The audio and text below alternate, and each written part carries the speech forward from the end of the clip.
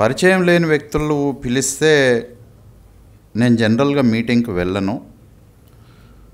ఆ ప్రాంతం నుంచి ఎవరైనా తెలిసిన వాళ్లకు కొంత వర్క్ అసైన్ చేసి మరి ఆ మీటింగ్కి రావచ్చా లేదా అని అడిగి పోవడానికి ప్రయత్నం చేస్తాను. అదర్వైజు పిలిచిన ప్రతి సమావేశానికి పోవటం అనేది నాకు కొంచెం డిఫికల్ట్.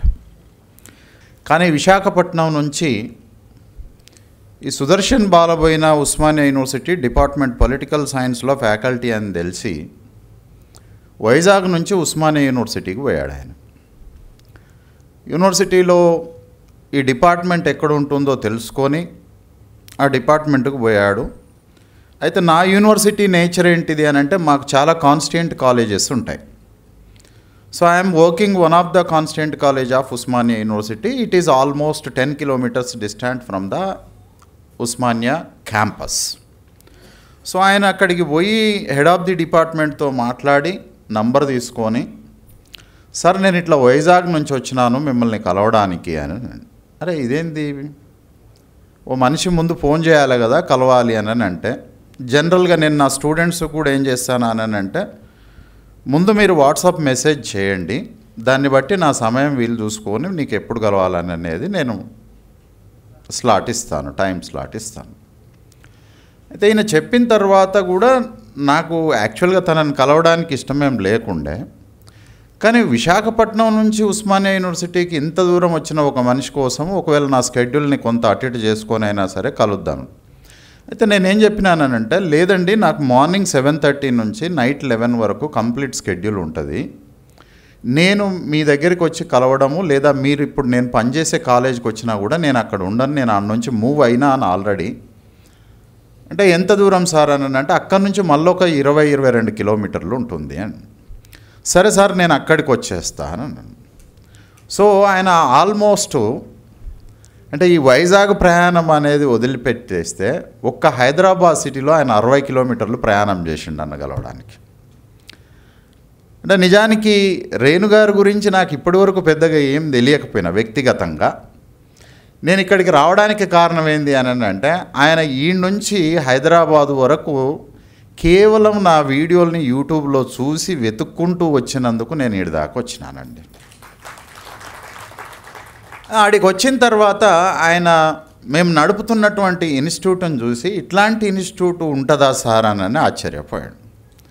సో యాక్చువల్లీ సరే నాతో ఒక లెక్చర్ అరేంజ్ చేయించాలనేటటువంటి ఆలోచన ఆయనకు ఉన్నప్పటికీ, అంటే కేవలం నేను మాత్రమే కాకుండా నేను నడుపుతున్నటువంటి సంస్థ ఫౌండరు కొల్లూరి ఫ్యామిలీని కూడా దీనికి పిలవాలి అనే కారణం ఏంటంటే, ఆ ఇన్స్టిట్యూట్ చూసిన తర్వాత ఆయన 2 సార్లు వచ్చారు. సో నా ఇన్స్టిట్యూషన్లు ఏంటిది అని అంటే, దేశంలో కాశ్మీర్ నుంచి తమిళనాడు వరకు ఇప్పటి వరకు 25 రాష్ట్రాలకు సంబంధించినటువంటి అన్ని కులాలు, మతాలు, ప్రాంతాలు, జాతులు, భాషలకు సంబంధించిన వాళ్ళని సుమారు 700 మందిని ట్రైనింగ్ చేశాం ఇప్పటి వరకు 2.5 సంవత్సరాలు. 25 రాష్ట్రాలు కవర్ అయ్యాయి ఇప్పటికీ. సరే దాని గురించి సత్తయ్య గారు తను ఎందుకు అది పెట్టాల్సి వచ్చింది ఆ విషయాల్ని మాట్లాడతారు. దానికంటే ముందు ఏంది అని అంటే ఇక్కడ హాల్లో నాకు తెలిసిన తెలియని, నాకంటే వయసులో మాత్రమే పెద్ద కాకుండా నాకంటే ఎక్కువ జ్ఞానం ఉండబడినటువంటి వాళ్ళు కూడా ఉన్నారు. ఉద్యమ జీవితం ఉన్న వాళ్ళు ఉన్నారు, అనేకంగా చదివినటువంటి వాళ్ళు ఉన్నారు, తర్వాత రాసిన వాళ్ళు ఉన్నారు. కూర్మయ్య గారు ఉన్నారు, నన్ను తెనాలికి పిలిపించి నాతో ఒక పబ్లిక్ మీటింగ్లో వెంకట్రావు గారు మాట్లాడిచ్చారు. ఆయనను చూడగానే అరే వెంకట్రావు గారు వచ్చిర్రు అని. సో చాలామంది పెద్దలు, నాకంటే వయసులో పెద్దవాళ్ళు ఉన్నారు, అనుభవంలో పెద్దవాళ్ళు ఉన్నారు, ఉద్యమ జీవితంలో పెద్దవాళ్ళు ఉన్నారు, పోరాటంలో పెద్దవాళ్ళు ఉన్నారు, కష్టం సుఖం వాటన్నిటిల్లో నాకంటే ఎక్కువ అనుభవం ఉండినటువంటి మనుషులు ఉన్నారు. అయితే నేను మీ ముందు మాట్లాడుతున్నప్పుడు మీకేదో శిక్షణ ఇవ్వడానికో మిమ్మల్ని ఎన్లైటన్ చేయడానికో మాట్లాడుతున్నా అనేటటువంటి విషయం కాకుండా, నాకు తెలిసినటువంటి ఒక 4 విషయాల్ని మీ ముందు పంచుకోవడం కొరకు ప్రయత్నం చేస్తాను. బహుశా సమాచారం ఎంత తెలుసు అనే విషయం కంటే కూడా all the time I strongly believe that the framework is most important then the content. అంటే ఒక కంటెంట్ని మనం ఎట్లా చూస్తాం. నేను ఈ హాల్లోకి వచ్చిన తర్వాత మాకు కూడా తెల్లాపూర్లో ఇంతకంటే పెద్ద హాల్ ఉంది. సో మాకేం పెద్ద హాల్ ఉన్నది, ఇదేమో ఒక అపియరెన్స్ లోపల ఉన్నది, మాకు అపియరెన్స్ లేదు. అంటే నేను ఇక్కడ ఏమంటున్నానంటే స్థలము దీనికంటే మాకు ఎక్కువగా ఉన్నా కూడా దీన్ని ప్రజెంట్ చేసినటువంటి తీరు లోపల ఒక డిగ్నిటీ అనేటటువంటిది వచ్చేసింది. సో అట్లనే నేను చెప్పబోయేటటువంటి అంశము కూడా అందరి దగ్గర సమాచారం ఉండవచ్చు, కానీ I have my own framework how to understand the Poona pact, how to understand the Chamcha age and how to understand the Jashuva's life. So ఈ 3 విషయాల్ని నేనేం చేస్తాను అని అంటే ఈ రోజు నుంచి వెనక్కి పోవడం కొరకు ప్రయత్నం చేస్తాను. ఈ రోజు నుంచి వెనక్కి పోవటము అని అంటే యాక్చువల్గా తమ్ముడు కోఆర్డినేటర్ మణికంఠ తనకిష్టం ఉండదు, కానీ నా అభిప్రాయం ఏంటిది అని అంటే తెలంగాణలో మున్నూరు కాపు అనేది రెడ్ల తర్వాత వెలమల తర్వాత ఒక dominant community. He won't accept that, but it is my strong belief. It's not belief, I have my own evidences to call them as a dominant community, especially politically they are dominant in Telangana. అయితే ఇట్లాంటి ఒక dominant community నుంచి నాకు అవేవి అక్కర్లేదు, ఈ దేశంలో ఒక సామాజిక పరివర్తన, సామాజిక న్యాయాన్ని నిర్మించడానికి అవసరమైనటువంటి మనుషులు ఉన్నారు అని చీకట్లో నుంచి వెతుక్కుంటూ పోయి ఆ తర్వాత వెలుతురులోకి వచ్చినటువంటి వాడు తమ్ముడు మణికంఠ. ఎందుకు ఈ విషయాన్ని చెప్తా ఉన్నాను అని అంటే ఆయన లడ్డు గురించి మాట్లాడాను. ఆయన నెయ్యి తినడు, కానీ ఆ లడ్డులో నెయ్యి కాకుండా జంతువుకు సంబంధించినటువంటి అవశేషాలు ఉన్నాయి అని అంటారు చూడండి. ఈయన నెయ్యి తినడు, కానీ అవి తింటాడు. ఏం తింటాడు? ఎద్దుని తింటాడు, బర్రెని తింటాడు, దున్నని తింటాడు, ఇవన్నీ తింటాడు. అది లేకపోతే ఆయనకు ఆ జ్ఞానం లేదు అని చెప్పినటువంటి ఐలయని ఫాలో అవుతాడు. అదే ఈయన జీవితంలో చేస్తుంటాడు. నెయ్యి ముట్టడు, కానీ దున్నకూర, పెద్ద కూర, ఎద్దు కూర, దాన్ని బ్రహ్మ పదార్థము పరమాన్నం కంటే కూడా అత్యంత ప్రియంగా చూసుకునేటటువంటి తమ్ముడు మనకున్నాడు. So he is the right symbol of the social revolutionary programme. So being as a Dalit, నేను దున్నకూర తింటానంటే అది పెద్ద విప్లవం కాకపోవచ్చు, కానీ ఒక మున్నూరు కాపోడు దున్నకూర తింటాడు అని అంటే అది ఖచ్చితంగా నాకు విప్లవమే. Right. So let us go into the discussion of Jashuva. అయితే జాషువాని బ్రాహ్మణ కవులు, దళిత కవులు, పరివర్తన కవులు అంతా జాషువాని దళిత కవి అని పిలుస్తూ ఉన్నారు. I have a disagreement to call him Jashuva as a Dalit poet or a Dalit writer. ఎందుకు నేను ఆ మాట అంటా ఉన్నాను అనంటే నేను ఇప్పుడు విశాఖపట్నంలో ఉండి మాట్లాడుతున్నాను. ఈ విశాఖపట్నము సరే జియోగ్రఫికల్గా నాకేం తెలుసు అనే దానికంటే కూడా విశాఖపట్నం లోపల ఒకనాడు ఒక 2 రచయితలు ఉండేవాళ్ళు. ఒక ఆయన విప్లవ కవిగా పిలువబడ్డటువంటి వాడు, ఇంకొక ఆయన సాంప్రదాయక కవిగా పిలువబడ్డటువంటి వాడు. ఒక ఆయన 1000 పడగలు రాశాడు, ఇంకొక ఆయన ఖడ్గ సృష్టి రాశాడు. అయితే ఈ 1000 పడగలు రాసినటువంటి ఆయన సాంప్రదాయకవాది, సాంప్రదాయ బ్రాహ్మడు. ఈ సాంప్రదాయ బ్రాహ్మడు జాషువా గురించి ఏం మాట్లాడాడు? ఈ విప్లవం అని చెప్పబడేటటువంటి, నాకు I have a disagreement to call him as a revolutionary poet. I have so many friends who loves him as a great revolutionary poet, but I have a complete disagreement with him that he is not a revolutionary poet, he is a Brahminical poet. He is more conservative than the conservative Veyi Padagal leader. So ఈ 1000 పడగలు రాసినటువంటి ఆయనకు జాషువాకు కొంచెం అటు ఇటు తేడాతోటి ఇద్దరికి భారత ప్రభుత్వము పద్మవిభూషణ్ ఇచ్చిందట.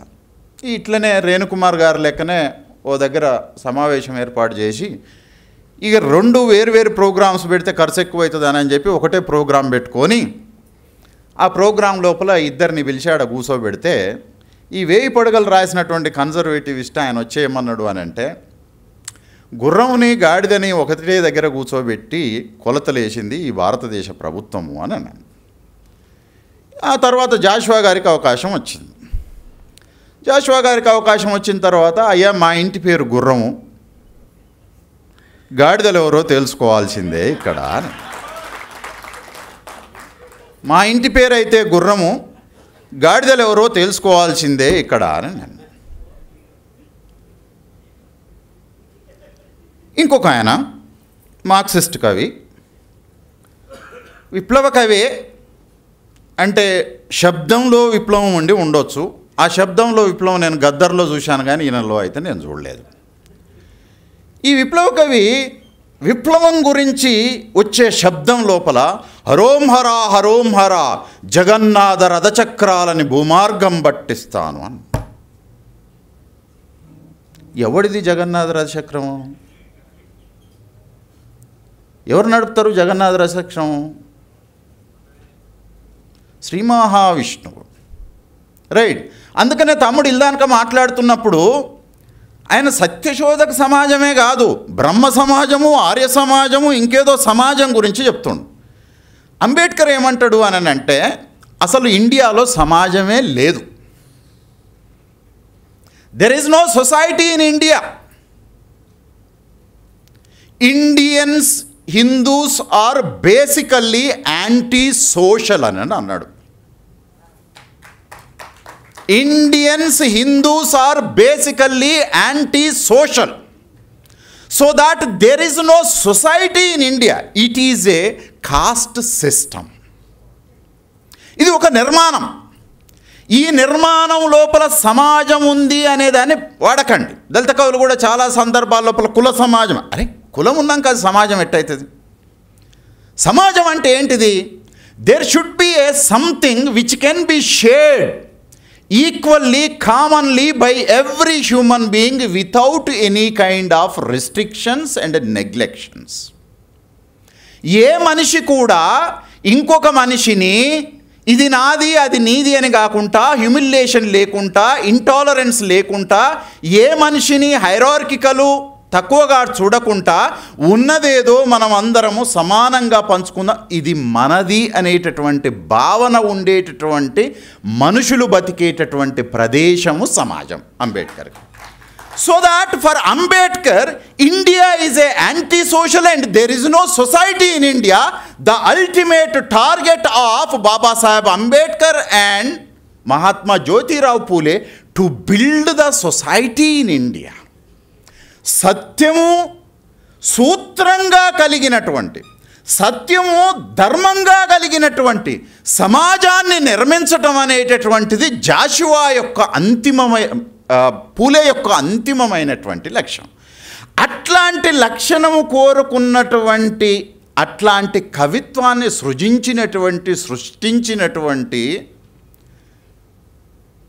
ఒక మహాకవిని పట్టుకొని మనమే ఆయనని దళిత కవి అని నేస్తా ఉన్నాం.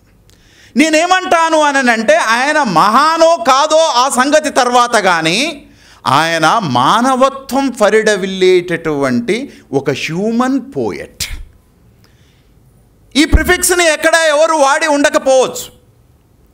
మానవ కవి ఆయన, మానవత్వం గురించి, మనిషి గురించి.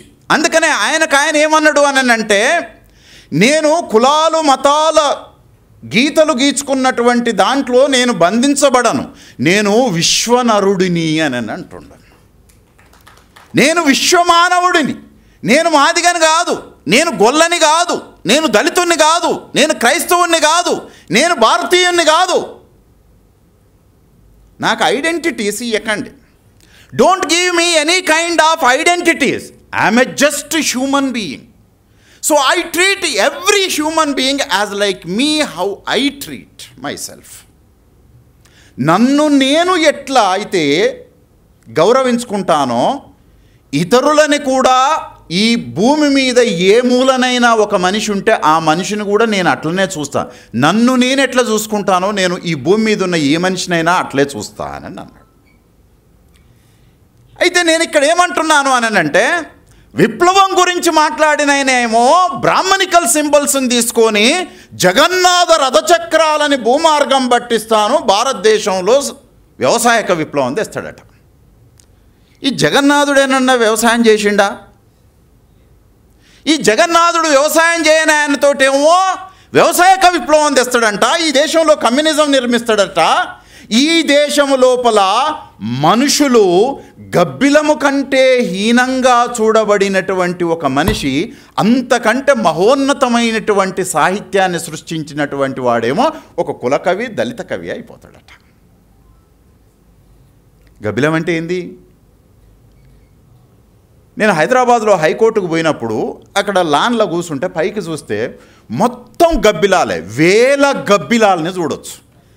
అంటే నా మనసు లోపల కూడా గబ్బిలాన్ని చూసినప్పుడు ఒక రకమైనటువంటి ఇన్హరెంట్గానే ఒక అసహ్యత వచ్చేస్తూ ఉంది. అంటే గబ్బిలం అనేటటువంటి ఒక జీవిని మనుషులంతా అసహ్యంగా, ఇంటాలరెంట్గా చూసేటటువంటి జీవికి కూడా గుడిలో స్థానం దొరుకుతుంది, కనీసం ఆ ఫ్లోర్ మీద ఏలాడబడటానికైనా. కానీ బాబాసాహెబ్ అంబేద్కరు తన భార్య అత్యంత అనారోగ్యంగా ఉండి, అంటే దుర్మార్గం ఏందనంటే ఈ బయట మనం పోరాటం చేసే ఇండ్లల్లో అంటే ఒక పూలే లాంటి 1-2 కుటుంబాల్లో తప్ప ఈ దరిద్రము బాబాసాహెబ్ అంబేద్కరు కుటుంబం లోపల కూడా అది కనిపిస్తూ ఉంటుంది. ఆయనేమో ఈ ప్రపంచాన్ని మొత్తం మార్చడం కొరకు ప్రయత్నం చేస్తూ ఉన్నాడు. హిందూ మతం అత్యంత దుర్మార్గమైంది, దాన్ని ధ్వంసం చేయాలి డైనమైట్లు పెట్టి అని చెప్పి అనహిలేషన్ ఆఫ్ కాస్ట్లో రాస్తూ ఉండు. భార్య చివరి కోరిక ఏం కోరుతుంది అని అంటే, అయ్యా నేను ఇప్పటి వరకు ఏమీ నిన్ను అడగలేదు. నిజానికి ఆ తల్లి ఏం అడగలేదు. ఆమె జీవితాన్ని సర్వస్వాన్ని తన భర్తకు దారపోసింది. ఆ భర్త తన సర్వపు జీవితాన్ని మొత్తం కూడా ఈ దేశాన్ని నిర్మించడం కొరకు దారపోశాడు. ఆ కుటుంబం లోపల వ్యక్తిగతము అనేటటువంటిది ఇసుమంతా కూడా లేనటువంటి మనుషుల కుటుంబం. అక్కడ ఆమె చివరిగా ఒకే ఒక్క కోరిక కోరుకుంది. అది బతకాలని కోరుకున్నదా లేకపోతే నరకం పోకుండా స్వర్గం పోవాలని కోరుకున్నదో తెలియదు. కానీ అయ్యా పండరీనాథుడి టెంపుల్కు నన్ను తీసుకుపోవాలని. జీవితంలో ఏనాడు ఏ మాట కోరనటువంటి ఒక భార్య చావుకు దగ్గరగా ఉన్నప్పుడు తీసుకుపోవానంటే తనకి ఇష్టం లేకపోయినా కూడా తీసుకుపోలేక, అమ్మా నువ్వు వాడికి పోతే కూడా వాళ్ళు మన అనుమతించరు అని చెప్తే, లేదు పోదాము ప్రయత్నం చేద్దాము అని అంటే ఆడికి పోతే ఆ పండరీనాథ్ టెంపుల్ లోపలికి ఎంట్రీ లేదు. తీసుకొని వచ్చి బయట గుడి బయట ఆ నేల మీద కూర్చొని ఈ దేశపు తలరాతలు మార్చడానికి 30 కోట్లు కాదు, ఇవాళ 140 కోట్ల తలరాతలు మార్చడానికి ఒక గ్రంథం రాసినోడు ఈ దేశపు నేల మీద కూర్చున్నాడు. గుళ్ళోకి అనుమతించబడలేదు. మన తల్లి మాతా రమాబాయి గుడిలోకి రానియకపోతే, చూసినవా నీ దేవుడు నిన్ను ఎంత అవమానకరంగా చూస్తున్నాడో, లోపలికి రానియట్లేదు అని. ఈ దళితుడిని గుళ్ళోకి రానియలేదు, కానీ గబ్బిలము గుళ్ళోకి పోగలుగుతుంది. అంటే ఈ దేశం లోపల దళితుడు అంటరాని వాడు, అత్యంత అసహించుకునేటటువంటి రూపము కలిగినటువంటి జీవి కంటే కూడా హీనమైనవాడు. గబ్బిలమే హీనము అని అంటే జీవుల లోపల దళితుడు గబ్బిలం కంటే ఇంకా నీచమైన నా కొడుకుడు. అట్లాంటి ఒక గబ్బిలాన్ని ఎంపిక చేసుకున్నాడు. నేనేమంటున్నా అంటే జగన్నాథ రథచక్రాలని సింబాలిక్గా తీసుకొని విప్లవం తెస్తా అన్నటువంటి వాడు ఖచ్చితంగా బ్రాహ్మణ కవి అవుతాడు, కానీ విప్లవ కవి కాదు, కమ్యూనిస్టు కవి కానే కాదు. కానీ ఏ జీవి అయితే అత్యంత నీచంగా, హీనంగా, దుర్మార్గంగా, అసహ్యంగా చూడబడుతున్నదో దాన్ని తన కవితా వస్తువుగా, కవితా నాయకుడిగా ఎంపిక చేసుకున్నటువంటి ఒక symbolic understanding, that is what the real revolutionary of Joshua, so that in my understanding that Jagannatha రథచక్రాలన్న ఆయన విప్లవ కవి కాదు, ఆయన బ్రాహ్మణ కవి, దళిత కవి అని దేశమంతా మాట్లాడుతున్నటువంటి జాషువా కేవలం విప్లవ కవి కాదు, ఆయనలో కమ్యూనిజం అణువణువున చోటు చేసుకొని ఉన్నది. కమ్యూనిజం అంటే మార్క్సిజమే అయి ఉండాల్సినటువంటి అక్కర్లేదు. 10 రకాల కమ్యూనిజాలు ఉన్నాయి ఇప్పటి వరకు పుట్టినటువంటి. అందులో ఒక కమ్యూనిజం మార్క్స్ సృష్టించినటువంటిది. ఈవెన్ అది సృష్టించినటువంటి దాంట్లో కూడా అట్లాంటి లక్షణాలే కలిగినటువంటి ఒక కవి మన కళ్ళ ముందు కనపడతా ఉన్నాడు.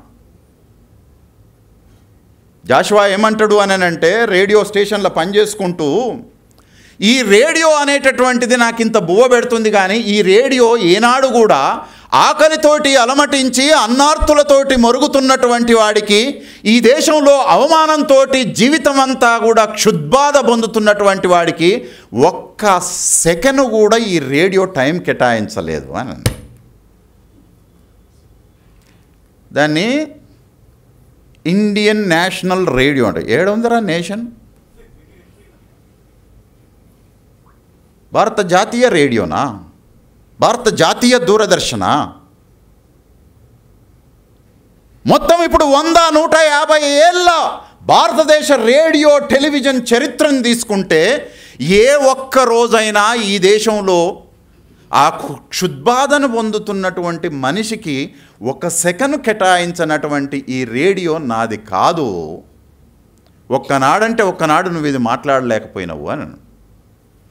ఇటలీలో మార్క్స్ తర్వాత వచ్చినటువంటి ఒక నియో మార్క్సిస్టు యాంటోనియో గ్రాంషి అనేట ఆయన ఉండేటటువంటి వాడు, ఆయన పెట్టుబడిదారి సమాజము తన పెట్టుబడిదారి భావాజాలాన్ని, తమ్ముడు చెప్పినటువంటి కాన్షియస్నెస్, ఆ బూర్జువాజీ కాన్షియస్నెస్ని ప్రమోట్ చేయటం కొరకు సమాచార సాధనాల్ని అది వాడుకుంటుంది. అందులో రేడియో ఒకటి, టెలివిజన్ ఒకటి, ఇంకా సినిమా ఇంకొకటి అని. జాషువా రేడియో ప్రొలిటేరియట్కు ఏమి ఇవ్వట్లేదు, ఈ దేశంలో దళితుడికి అంటరానోడికి ఏమి ఇవ్వట్లేదు, ఈ దేశం లోపల స్థిరత్వం అయిపోయి కూర్చున్నటువంటి ఒక బ్రాహ్మణీయ పెట్టుబడిదారి భూస్వామ్య భావాజాలానికి బాకాలు ఊదుతుంది అని. This is what communism. రా డైలాగ్ వస్తావా, రా మాట్లాడుకుందాం. నువ్వు దేన్ని కమ్యూనిజం అని చెప్తున్నావో తరాజులో పెట్టి చూస్తే నువ్వు కమ్యూనిజము, కమ్యూనిస్టు కవిత్వము, కమ్యూనిస్టు సిద్ధాంతము అని పెట్టినటువంటి 100 మందిని ఇటు పక్కకు పెడదాము, ఇటు పక్క ఒక్క జాషువాని పెట్టుకొని కూర్చుందాం. దేంట్లో ఆ డీపర్నెస్ ఉంటుంది, దేంట్లో ఆ తీవ్రత ఉంటుంది, దేంట్లో ఒక ఆర్ద్రత ఉంటుంది, దేంట్లో ఒక విప్లవాత్మకమైనటువంటి సమాజాన్ని విముక్తి చేసేటటువంటి కంటెంట్ ఉంటుంది. ఆయన ఏమంటాడు అని అంటే, లాస్ట్లో గబ్బిలంలో మాట్లాడుతూ, గబ్బిలమా నీకు కనీసం గుడిలోకి రావటానికి అవకాశం ఉంది కదా, శివుడికి నా తరపున ఒక మాట చెప్పు, శివుడికి నా తరపున ఒక మాట చెప్పు, అది కూడా పూజారి లేని వేళలందు నా మాట ఆయనకు చెప్పు అని అంటుంది. మనోడు చెప్పింది కదా మీడియేటర్ వద్దు అని. జాషువాలో పూలే ఉన్నాడు, జాషువాలో అంబేద్కర్ ఉన్నాడు, రైట్. పూజారి లేని వేళలందు నా గురించి ఒక మాట శివునికి చెప్పమ్మా. ఒకవేళ ఆడిన్నాడు అనుకో, పూలే డాక్టర్ అంబేద్కర్ ఏమంటారు అని అంటే, కులము అనంటే మైండ్ అనేది మతంలో ఉంది, మతం అనేటటువంటిది శాస్త్రంలో ఉంది, శాస్త్రం రాసినటువంటి వాడు బ్రాహ్మడు, సో దాట్ దేవుడు అనేటటువంటి వాడు బ్రాహ్మడి చేతిలో ఉన్నాడు. బా, ఎంత అద్భుతంగా అర్థం చేసుకున్నాడు జాషువా. మనం కూడా ఏం చెప్తాం, ఆయన లేనప్పుడు చెప్పానని అంటుంటాం. మనకి ఎవడో వాడినోడు ఉన్నాడు అనుకో, ఆయన లేనప్పుడు చెప్పానని అంటున్నాం. ఇంటే దాని కాన్సిక్వెన్సెస్ వేరే రకంగా ఉంటాయి. నువ్వు ఏదో ఒక జీవితం లోపల ముక్తి కావాలి, విముక్తి కావాలి అని అనుకుంటున్నావు, ఫలానా వాడింటే నీ విముక్తి జరిగేటటువంటి అవకాశం ఉండదు. కాబట్టి పూజారి లేని వేళలందు శివునికి నా గురించి ఒక్క మాట చెప్పమ్మా, నీకు నాకు సేమ్ లక్షణాలు ఉన్నాయి అని. ఇంకా చివరిగా ఏమంటుండు అనంటే, ఈ భూమి మీద ఎక్కడైనా సరే దుఃఖపడని చోటు ఉంటుందా? పేదవాడు దుఃఖపడని చోటు ఈ భూమి మీద ఏమన్నా ఉందా? మనిషికి సంపూర్ణమైనటువంటి స్వేచ్ఛనిచ్చేటటువంటి నేల ఏదైనా ఉందా? కవికి రాసుకోవడానికి, సంపూర్ణమైనటువంటి జ్ఞానానికి అవకాశం ఇచ్చేటటువంటి భూమి ఎక్కడన్నా ఉందా? నువ్వు ఈ ప్రపంచం అంతా తిరుగుతావు కదా, పేదోడు దుఃఖపడని చోటు, కవి రిస్ట్రిక్షన్స్ లేకుండా రాసుకునే చోటు, మనిషి అనేటటువంటి వాడికి సంపూర్ణమైనటువంటి స్వేచ్ఛ ఉండేటటువంటి చోటు, జ్ఞానము వర్ధిల్లు నేల ఈ భూమి మీద ఎక్కడన్నా ఉంటే చెప్పమ్మా, నేనక్కడ పోయి నివాసం ఉంటా అని అంటుండం. I will be leave there. నీకు ఒకవేళ తెలిస్తే చెప్పు, ఈ భూమి మీద ఎక్కడైనా ఉంటేను. రౌండ్ టేబుల్ కాన్ఫరెన్స్ 1931లో జరుగుతున్నప్పుడు బాబాసాహెబ్ అంబేద్కర్ గాంధీతోటి యుద్ధం, ఘర్షణ జరుగుతున్నటువంటి కాలం లోపల మిస్టర్ గాంధీ, నాకు మాతృభూమి లేదు, నాకు మాతృభూమి కావాలని. జాషువా మాతృభూమి పదం వాడకపోవచ్చు, కానీ మాతృభూమి చోట ఏ బిడ్డ, ఏ తల్లి తన బిడ్డ దుఃఖపడకుండా చూసుకుంటుంది. మాతృభూమి అంటే ఏంటిది అని అంటే, జాషువానే బాబాసాహెబ్ అంబేద్కర్ మాట్లాడినటువంటి నాకొక మదర్ ల్యాండ్ కావాలి అని అంటుండు. ఏ తల్లైనా బిడ్డ ఏడుస్తుంటే ఊరుకుంటుందా? బిడ్డలు దుఃఖం లేకుండా, దుఃఖం ఆనందం మాత్రమే ఉండేటటువంటి ఒక దానికోసం తల్లి అంత తపిస్తుంది కదా తన పిల్లల కోసం. అట్లాంటి భూమి ఇక్కడెక్కడన్నా ఉంటే చెప్పమ్మా అని అంటు. ఈ దేశంలో పుట్టడం అనేటటువంటిది ఒక దౌర్భాగ్యమైనటువంటి బతుకు లోపల బతుకుతా ఉన్నాను. జ్ఞానానికి ఏమీ ఉండదు, స్వేచ్ఛకు ఏమీ ఉండదు, దేనికి ఏమీ ఉండనటువంటి ఈ నేల. కులములన్నీ కూలిపోవును, మతములన్నీ మాసిపోవును, మానవత్వము జ్ఞానం ఒక్కటే నిలిచియుండును అని అన్నాను. జ్ఞానం కావాలి. మహాత్మా జ్యోతిరావు పూలే సత్యాన్ని శోధించడం అంటే జ్ఞానాన్ని శోధించటం. What actually the truth is about the knowledge. జ్ఞానానికి అవకాశం ఉండే భూమి కావాలి అని. అయితే నేను ఇక్కడ ఏమని మాట్లాడుతూ ఉన్నాను అని అంటే, మనిషిగా బతికేటటువంటి ఒక సమాజం కావాలి అని అనటమే సమసమాజం. కానీ నువ్వు చెప్పుతున్నటువంటి సాహిత్యం లోపల ఇంకా అత్యంత సాంప్రదాయకంగా ఉండేటటువంటి ఒక కవి, ఈ దేశం లోపల దళితుడు నేలపైన నాడిస్తే వాని అడుగుల్ని వాడే చెడిపేసుకోవడం కొరకు ముడ్డికి చీపురు కట్టుకొనడమని అన్నాడు. వినుకొండ వీధుల్లో జాషువాని పల్లకి మీద ఊరేగించిర్రు, గజారోహణం చేసిర్రు. ఈ సమాజంలోనే అత్యున్నతమైనటువంటి చెప్పినటువంటి బ్రాహ్మడు నేల మీద కూర్చొని జాషువాకు గండపెండేరం దొడిగిండు.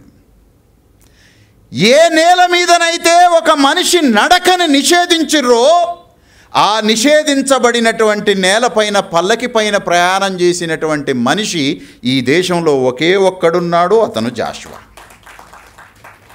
There is no other human being who is honored that much of level.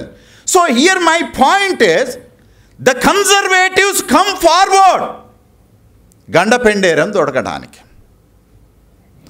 ఇదే విప్లవ కవి కన్జర్వేటివ్ విశ్వనాథ సత్యనారాయణని, అయ్యా విశ్వనాథ సత్యనారాయణ గురించి ఒక మాట చెప్పు అంటే గోల్డెన్ నిబ్ అన్నాడు. గోల్డెన్ నిబ్ అంటే బంగారు పాలి. నువ్వు కమ్యూనిస్టువి, ఒక సాంప్రదాయకవాది, నీకు బంగారు పాలి. జాషువా గురించి ఒక మాట చెప్పంటే సెకండరీ గ్రేడ్ రైటర్ అని అన్నాడు. ఏంటిది కమ్యూనిజం? కమ్యూనిజం సమానత్వం చెప్తుంది అనేటటువంటి పేరుతోటి మీరు తిరిగి బ్రాహ్మణత్వాన్ని మరొక రూపంలో స్థిరీకరించడానికి ప్రయత్నం. ఒకడేమో బ్రహ్మ సమాజం పెడతాడు, ఒకడు ఆర్య సమాజం పెడతాడు. నువ్వు బ్రాహ్మణిజాన్ని స్థిరీకరించడానికి కమ్యూనిస్టు విప్లవ సాహిత్యం అని చెప్పి నువ్వు ముందుకు వచ్చేస్తావు. This is what consciousness. The consciousness about to trace out, to find out who are your people, what they contributed to destroy this unequal society, to build the nation for the new human being. ఒక కొత్త మానవుడిని సృష్టించడానికి సాహిత్యం సృజించినటువంటి జాషువా, ఆయన కులంతోటి సంబంధం లేకుండా జాషువాని ఒక మనిషిగా గుండెలకు హత్తుకునేటటువంటిది కావాలి. ఎలా జాషువా జయంతి నా దృష్టిలో ఈ దేశంలో ఏ సాహిత్యకారుడు కమ్యూనిస్టు సంస్థలో భాగస్వామ్యం అయ్యి ఏదో రాసి కమ్యూనిస్టు కవిగా గుర్తింపు పొంది ఉండవచ్చు, కానీ జాషువా ఏ సంస్థలో భాగస్వామి కాకపోయినా సరే ఈ దేశంలో కమ్యూనిస్టు సాహిత్యాన్ని సృష్టించినటువంటి ఒకే ఒక్క కవి జాషువా తప్ప ఇంకెవడు చేయాలి.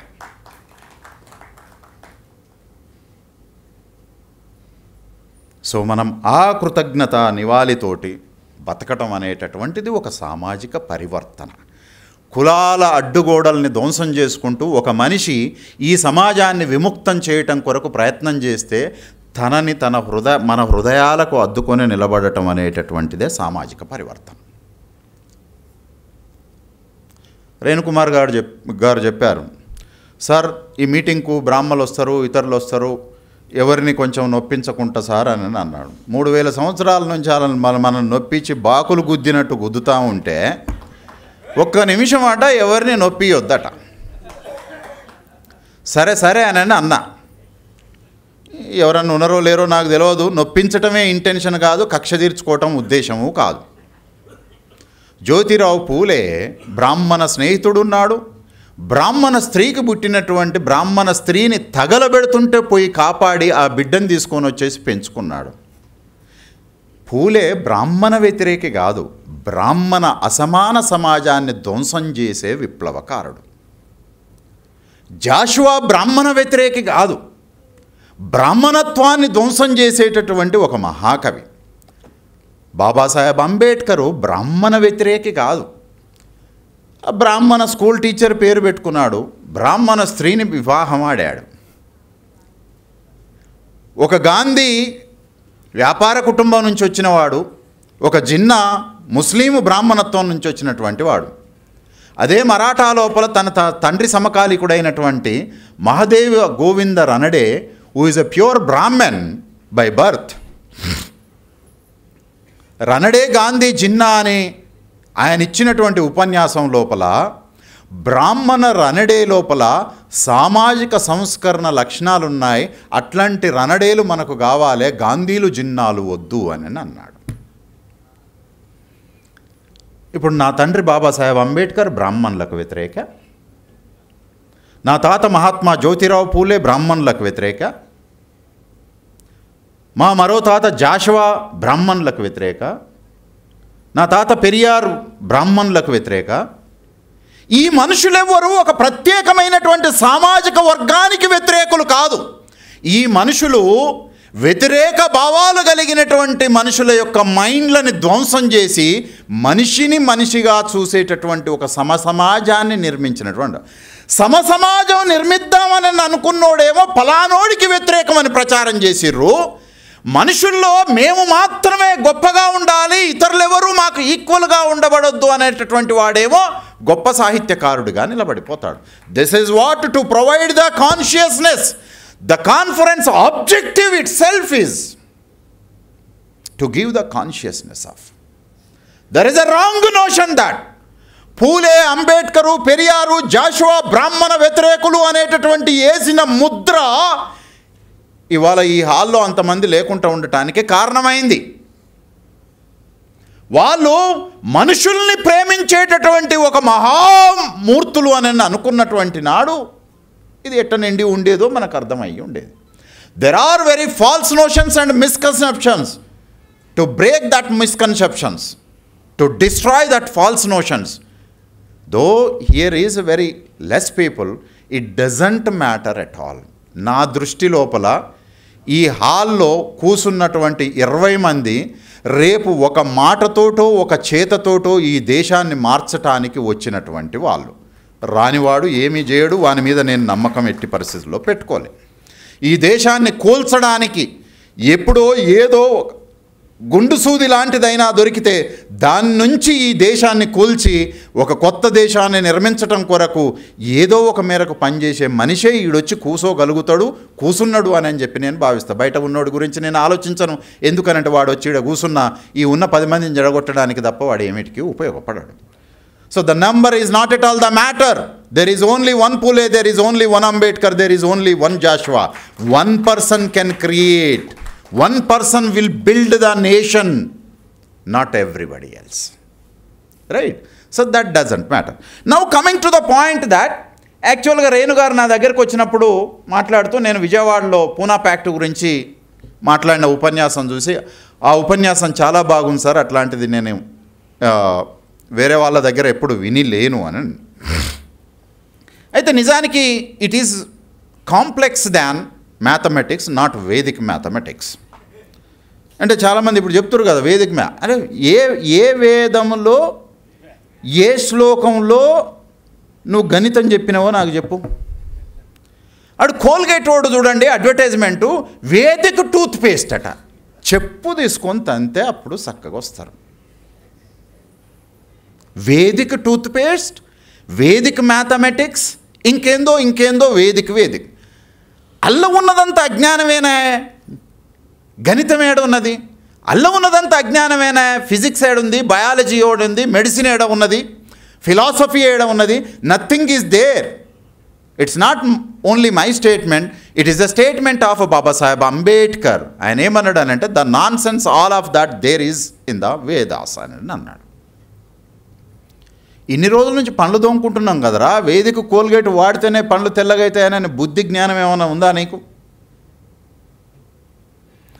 సో పూనా ప్యాక్ట్ గురించి మాట్లాడటం కూడా, వేదిక మ్యాథ్స్ అంతా అది లేని దాని గురించి నేను ఊహించలేను, కానీ గణితం లాగా ఈక్వల్గా కొంచెం డిఫికల్ట్గా ఉంటుంది.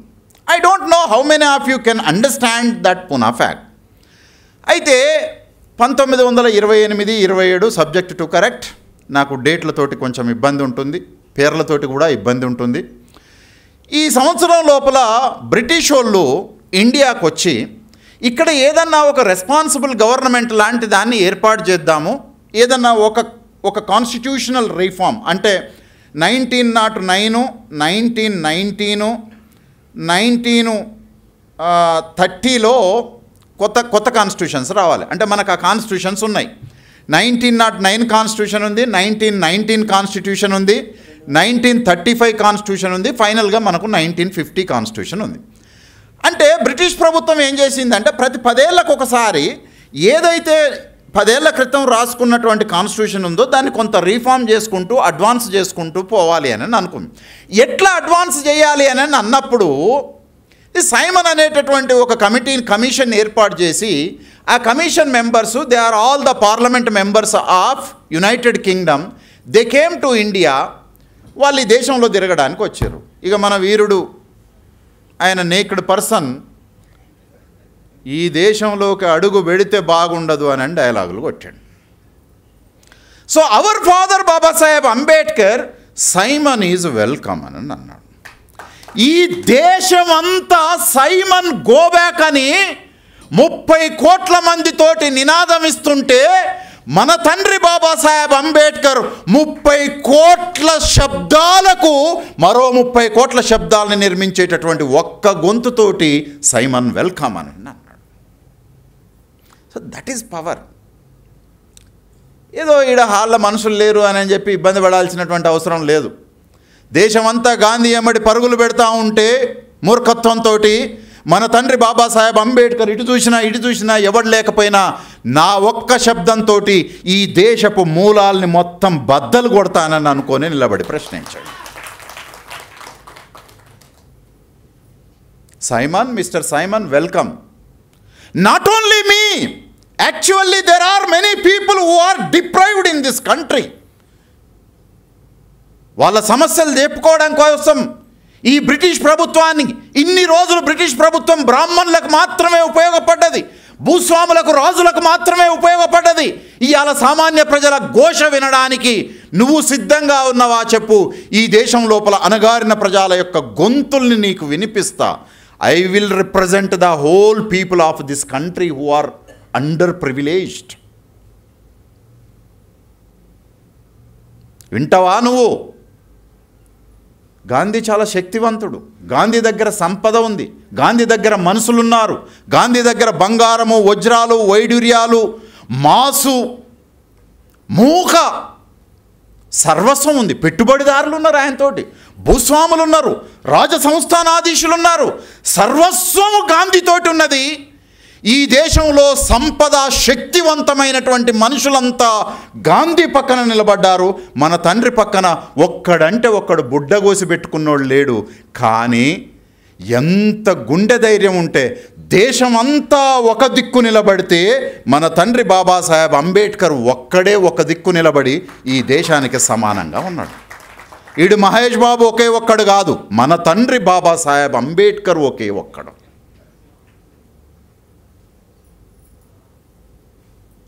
రైట్. ఆ కమిషన్ ఈడికి వచ్చింది, వాళ్ళు ఏదో స్టడీ చేసిర్రు, ముస్లిమ్స్ రిప్రజెంటేషన్ ఇచ్చిర్రు, రకరకాల మతాలోళ్ళు కులాలోళ్ళు వాళ్ళు వీళ్ళు రిప్రజెంటేషన్ ఇచ్చిర్రు, వాళ్ళు అక్కడికి పోయిర్రు. They call Indians, particularly political parties and organisations for the round table conference in 1930. 1930 లోపల లండన్ లోపల ఈ కమిషన్ రిపోర్ట్ తీసుకుపోయి ప్రభుత్వానికి సమర్పించిన తర్వాత మరి ప్రభుత్వాన్ని ఎట్లా ఏర్పాటు చేయాలనేటటువంటి చర్చ వచ్చింది. అంటే మనకు ఇట్లాంటి చర్చ అసలు రాదు. జగన్ని తీసుకోవాలా, బాబు గారిని తీసుకోవాలా. ఇప్పుడు ఈ టైంకి ఈడు చిన్నెదవా, ఇంకో వచ్చేసరికి ఆడొక పెద్దెదవ అవుతాడు, ఆ తర్వాత మళ్ళీ వచ్చేటోడు ఇంకో పెద్దెదవ అవుతాడు. మన బతుకంతా ఎప్పటికీ ఎదవల్ని ఎంపిక చేసుకోవటమే తప్ప పనికొచ్చే మనుషుల్ని ఎంపిక చేసుకోవటం లేదు.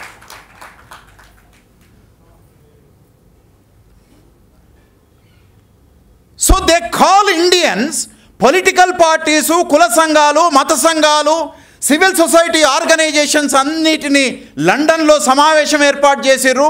గాంధీ దగ్గర బిర్లా ఉన్నారు, టాటాలు ఉన్నారు, పైసలు ఇచ్చేసి పంపించేశారు. మన అయ్యకాడ పైసలు లేవు, లండన్ దాకా పోవాలి, డబ్బులు లేవు.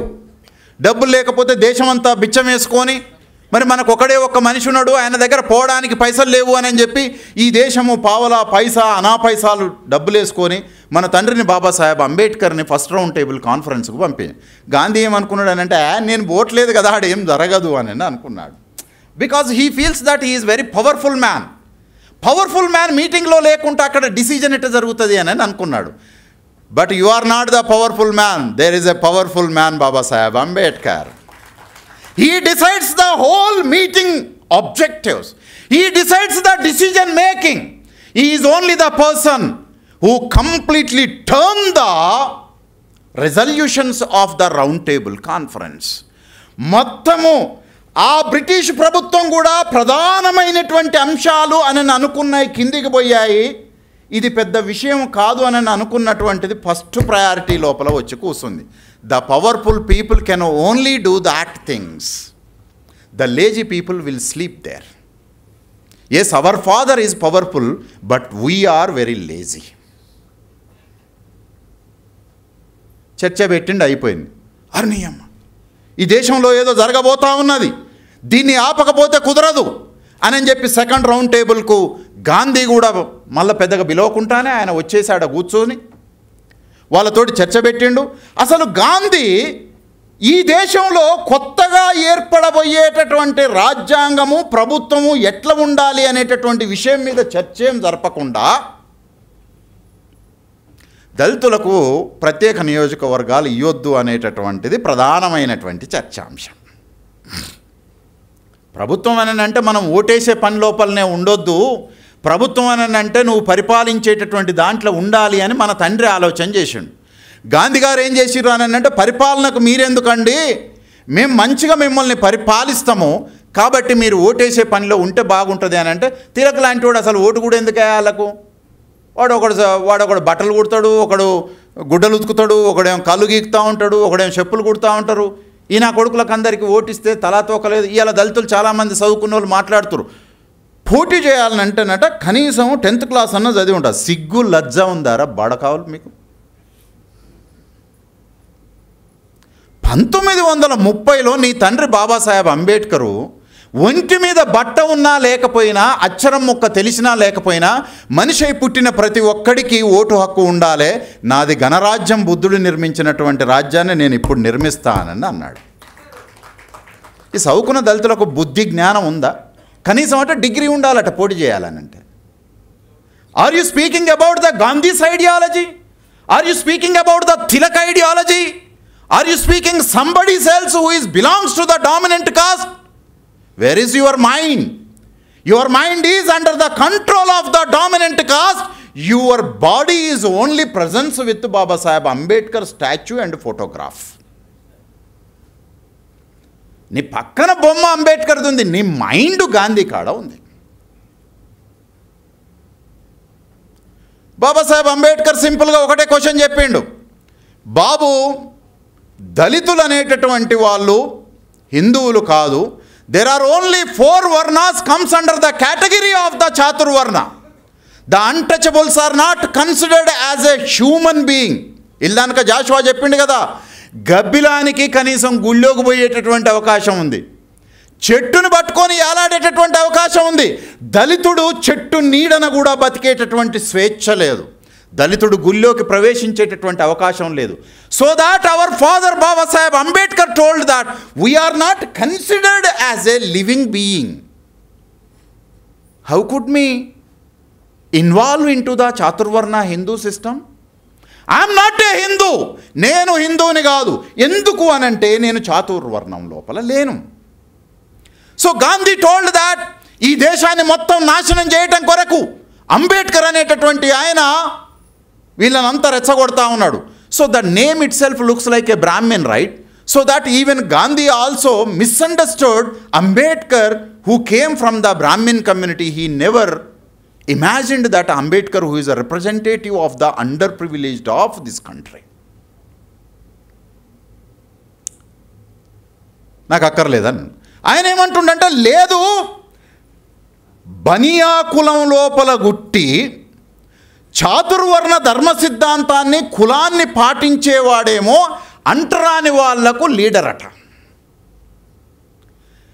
కులము పుట్టుక బయలాజికల్గా డిఎన్ఏ ఆ అంటరాని జాతుల నుంచి వచ్చినా సరే, అంటరాని జీవితం అనుభవించినా సరే, అంటరాని అవమానాల్ని హ్యూమిలియేషన్ అవమించినటువంటి వాడేమో ఆయన రిప్రజెంటేటివ్ కాదట. I am the representatives of untouchables of this country అని గాంధీ అన్నాడు. అరే నువ్వెట్లయితావా? నువ్వు వ్యాపారం చేసుకునేటోడివి కదా, నువ్వు వేదం బిలీవ్ చేసేవాడివి కదా, నువ్వు వర్ణధర్మాన్ని ఆచరించేవాడివి కదా. How could be a leader of the representative of the untouchables of my own people? నువ్వెట్లయితావా బాబు, అల్ల పుట్టినంత మాత్రాన నువ్వు లీడర్ అవుతావా అని. అందుకనే మనము అదేవతో వచ్చి మమ్మల్ని అంటరాని వాళ్ళ లెక్క చూస్తున్నారు అని అన్నా మనకు సిగ్గు లజ్జలేదు. ఇంకెవడో 3 సార్లు ముఖ్యమంత్రి చేసినోడు వచ్చి మేమేమో అట్లా కాదు కదా, అన్టచబుల్స్ కాదు అన్నా కూడా మనకు సిగ్గు లజ్జలేదు. ఇలా కొత్తగా సిగ్గు లజ్జ ఉంది, మనకు 3000 సంవత్సరాల నుంచి సిగ్గు లజ్జ చీము నెత్తురు లేని బతుకులు బతుకుతూ ఉన్నాం. కాబట్టి పరివర్తన ఆడికెళ్ళి వస్తుంది.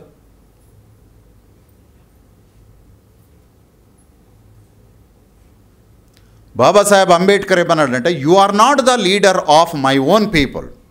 By DNA I'm the leader, by social life I'm the leader, by humiliation, by atrocities, by untouchability I am only the leader of my country. Leaders for my community should not come from the other communities. America లోపల ఒక black poet ఉండేవాడు, లాంగ్స్టన్ hues. మొదటి 2 ప్రపంచ యుద్ధాలు జరుగుతున్నప్పుడు America యుద్ధంలో, 2వ ప్రపంచ యుద్ధంలో గెలవడం కొరకు మనం యుద్ధంలో గెలవాలి అని అంటే మన పక్షాన అమెరికాలో ఉన్న బ్లాక్స్ కూడా కలిస్తే మనం యుద్ధంలో గెలుస్తాము అని అనుకున్నారు. బ్లాకుని కూడా యుద్ధంలో గెలవమంటే లాంగ్స్టన్ హ్యూస్ ఏమన్నాడు అని అంటే, నేను యుద్ధంలో రాను, ఈ ప్రపంచం అంతా మాడి బూడిదయి సర్వనాశనమైన మేము ఆ యుద్ధం లోపల పాల్గొనం. ఎందుకు అని అంటే, నేను ఒకసారి ఈ యుద్ధంలో పాల్గొని అమెరికా యుద్ధంలో వాళ్ళ శత్రువుల మీద గెలిస్తే రేపటి నుంచి వాడి డామినెన్స్ అంతా నన్ను ఎక్కి తొక్కి కూసోడానికి పనికొస్తుంది. కాబట్టి నేను యుద్ధంలో అమెరికా పక్షాన పోరాడను అని అన్నాడు. మరి మనమేమో పొద్దున్న లేస్తే ఎవని కోటెత్తున్నామో, ఎవనెమ్మడి తిరుగుతున్నామో, ఎవని పద్యం పాడుతున్నామో, ఏదో I'm sorry for using the anti feminist kind of comments. తినేది ఒకటి సొమ్ము, పాడేది ఇంకొకటి పాట. దళితుల పని అంతా పొద్దున్న లేస్తే ఇదే పని. మనం ఒకని సొమ్ము తినాలి, ఇంకొకని పాట పాడుకుంటా కూర్చోవాలి, రైట్? మనకు మన తండ్రి పాట వద్దు, మనకు మన తాత పాట వద్దు, మనకు రాజ్యాంగం పాట వద్దు, మనకు ఏ పాటలు వద్దు. మనం చెక్క భజనలు చేసుకుంటూ కూర్చోవాలి. పలానా పండగ రాగానే మొత్తం వంగామ ధూమ్ధామ్ చేసుకుంటూ తిరగాలి. మన బతుకులంతా బానిస బతుకులు. ఎందుకు అని అంటే, మనకు బో పెట్టేది ఒకడు, మనం ఇంకొకని కోసం పాట పాడతాం. కాబట్టి దాంట్లో పరివర్తనలు ఎక్కడి, సమాజం ఎక్కడిది, విప్లవం యాడికెళ్ళి వస్తుంది? కనపడ్డ అడ్డమైన నా కొడుకంతా కూడా మనం ఎందుకు పొద్దున్న లేతే తిడతా ఉంటాడు అని అంటే, మన బతుకులో సిన్సియారిటీ లేదు, మన మైండ్ మన దగ్గర లేదు, right? Then immediately Babasaheb Ambedkar ఏమన్నాడనంటే, ఈ దేశంలో ఉండినటువంటి దళిత వర్గాలంతా కూడా ఉత్తరాలు రాయండి, బ్రిటిష్ ప్రభుత్వానికి చెప్పండి ఎవడు ఒరిజినల్ రిప్రజెంటేటివ్ అని అన్నాడు. There are some slaves. చెంచానా కొడుకులు గాంధీ మా నాయకుడని రాసినటువంటి దళిత లీడర్లు ఉన్నారు ఈ దేశం లోపల. గాంధీ మా నాయకుడు కాదు, మా హృదయాలలో కొలువుదీరినటువంటి దైవం బాబాసాహెబ్ అంబేద్కర్ మా సమస్యని ఆయనే రిప్రజెంట్ చేస్తాడు రౌండ్ టేబుల్ సమావేశం లోపల. ఆయన రాసిన ఉత్తరాలు కోకొల్లలు. Then British government considered, because there is some sort of the democratic system, they consider Baba Saheb Ambedkar as a leader of the untouchable communities. Finally they decided that దళితులకు ప్రత్యేక నియోజకవర్గాలు ఉంటాయి అని. నీ తండ్రి ఎంత శక్తివంతమైన వాడో ఇంకొక మాట చెప్తాను వినండి. ఈ దేశం లోపల కోటాను కోట్ల సంపద ఉండబడినటువంటి వాడికి, వేల ఎకరాల భూములు ఉన్నటువంటి వాడికి, మీ దగ్గర కూడా ఇక్కడ పిఠాపురం జమీందార్ అని, ఆ చల్లపల్లి జమీందార్ అని చాలామంది జమీందారులు ఉండే. తెలంగాణలో జన్నారెడ్డి ప్రతాప్ రెడ్డి కుటుంబము 1,75,000 ఎకరాల భూమి కలిగినటువంటి భూస్వామి. 1,75,000 ఎకరాల భూమి. ఈ 1,75,000 ఎకరాలు కలిగిన భూస్వామికి, చెల్లపల్లి జమీందార్కి, పిఠాపురం జమీందార్కి, వనపర్తి జమీందార్కి, కొల్లాపూర్ జమీందార్కి ఈ దేశం లోపల 600 మంది రాజులుంటే 600 ఓట్లే ఇయ్యమని చెప్పిండు. కానీ దళితులు ఈ దేశం లోపల 1000 మంది ఉంటే 2000 ఓట్లు ఇయ్యమని చెప్పిండు నీ తండ్రి. ద మోస్ట్ వీకెస్ట్ పర్సన్, ఏమి చదవని దళితునికి 2 ఓట్లు ఇయ్యమన్నాడు. బాగా చదువుకొని బాగా సంపద ఉండి భూములు, ఆస్తి, ఐశ్వర్యాలు, సర్వస్వముతోటి తులతూగేటటువంటి గాంధీకి కూడా ఒక్కటే ఓటు ఉండాలి. కానీ అంబేద్కర్ నాకు 2 ఓట్లు ఉండాలి. మా తాత కూసున్న మంచంలో, పన్య మంచంలో లేవలేని, ముడ్డి గడగలేనటువంటి దళితునికి 2 ఓట్లు ఇప్పించిండు నీ తండ్రి. ఎంత శక్తివంతుడైతే సాధ్యమవుతుంది. Who is the powerful man? The powerful people never feel that. They don't have anybody else with them in physical. Right? ఎంత శక్తి ఉంటే గాంధీ ఈ దేశమంతా నిన్ను జాతిపిత అంటే నీకు 1 ఓటు ఇస్తా. మనిషి కాదన్నోడికి, గబ్బిలమని అనుకున్నోడికి, హీనంగా చూడబడినోడికి 2 ఓట్లు ఇస్తానని అన్నాడు. Is it possible for anybody else? 2 ఓట్లు తీసుకొని వచ్చిండు మన తండ్రి బాబాసాహెబ్ అంబేద్కర్. మన కోసం, మన బతుకుల కోసం, మన బిడ్డల కోసం, మన సర్వస్వం బాగుపడాలి అని చెప్పి 2 ఓట్లు తీసుకొని వచ్చిన తర్వాత ఈ గాంధీ గారు జైల్లో కూర్చొని ఆయన జీవిత కాలం లోపల బ్రిటిష్ ప్రభుత్వానికి, బ్రిటిష్ సామ్రాజ్యవాదానికి వ్యతిరేకంగా ఒక్కటంటే ఒక్క పోరాటం కూడా చేయలేదు. ఎవరైనా గాంధీ ప్రేమికులు ఆ తర్వాత నా ఉపన్యాసం విని మాట్లాడే వాళ్ళు ఉన్నా కూడా నాకేం అభ్యంతరం లేదు. I strongly committed for my father's statement. My father Ambedkar tyreless war చేసిండు. ఒక్కడే ఒక్క మనిషి. కనీసం నా తండ్రి మరణం తర్వాతనన్నా కూడా నేను నా తండ్రి వాక్యాన్ని సత్యవాక్యం అని చెప్పుకోలేకపోతే నా బతుకు జీవితమే వృధా. నేను బతికున్న సచ్చినోడి కింద లెక్క. రక్తమాంసాలు లేని ఒక భావన కింద లెక్క. నేను నా తండ్రికి నేను ప్రాతినిధ్యం వహిస్తా. ఎందుకు అనంటే నా తండ్రి ఈ దేశం లోపల మనుషులందరూ బతకాలి అని కోరుకున్నాడు. కాబట్టి ఈ గాంధీ ఎరవాడ జైలుకు పోయి బ్రిటిష్ ప్రభుత్వానికి వ్యతిరేకంగా ఒక్క పోరాటం చేయలేదు. ముడ్డి మీద గుడ్డలేనోడు, తినటానికి బువ్వలేనోడికి ఓటు హక్కు వస్తే జీర్ణించుకోలేక ఇది తీసేయాలి అని ఆమరణ నిరాహార దీక్ష చేశాడు. మనమేమో గాంధీని తిట్టొద్దు, నెహ్రూని తిట్టొద్దు, రాజాజీని తిట్టొద్దు, పటేల్ని తిట్టొద్దు. మరి మనకు సిగ్గు లేదు కదా. మనం సిగ్గులేని సమాజంలో బతుకుతాం కాబట్టి అవతలో నీ శత్రువు ఎవడైతే ఉంటాడో వానికి కనీసం ఈ పేపర్ ముక్క కూడా ఆయన మీద పడితే ఏమన్నా ప్రమాదం అవుతుందేమో వానికి. నీ మీద ఈ బిల్డింగ్ గూలి పడి సచ్చినా కూడా మనకేమి ఇబ్బంది లేదు. ఆయన అంగా స్ట్రైక్ చేస్తూ ఉన్నాడు. మన ఫాదర్కు చాలా టెన్షన్ మొదలైంది. అరే చాలా పోరాటం చేసినాను అంటే 3 సంవత్సరాలు 3 సమావేశాల్లో పాల్గొన్న ముచ్చట మాత్రమే కాదు. 1915 నుంచి తన మైండ్ని అంతా కేంద్రీకరిస్తే ఒక ఓటు హక్కు, ఒక సీటు వచ్చేటటువంటి ఒక పనిని చేసిండు. ఈ పని వల్ల ఏమైంది అని అంటే 70 సీట్లు కావాలి మాకు. అంటే ఒకవేళ విశాఖపట్నం ఒక నియోజకవర్గం అయితే ఈ నియోజకవర్గంలో దళితులు కాని వాళ్ళందరికీ ఇంక్లూడింగ్ దళిత్స్ ఒక ఓటు ఉంటుంది. దళితులు మాత్రమే తమ దళిత నాయకుడికి ఓటేసుకోవడానికి ఇంకొక ఓటు ఉంటుంది. 2 ఓట్లు, సెపరేట్ ఎలక్టోరేట్స్ అని అంటాం. ఇది యూరోపియన్ సమాజాల లోపల బలహీనమైనటువంటి సమూహాలని రక్షించడానికి ఇచ్చినటువంటి రాజ్యాంగ రక్షణ. అట్లాంటి దాన్ని ఒకదాన్ని క్రీస్తుకు పూర్వపు సమాజాల లోపల మన తండ్రి బాబాసాహెబ్ అంబేద్కర్ ప్లేబియన్స్ ప్యాట్రిషియన్స్ అనేటటువంటి విషయం మాట్లాడతాడు. ప్యాట్రిషియన్స్ అనేటటువంటి వాళ్ళు ఎలిట్ క్లాసు, సంపద ఉంది, రాజ్యం ఉంది, సర్వస్వం వాళ్ళ చేతుల లోపల ఉంది. ప్లేబియన్స్ అనేటటువంటి వాళ్ళ దగ్గర ఏమీ లేదు, ముఖ్యంగా మైండ్ లేదు.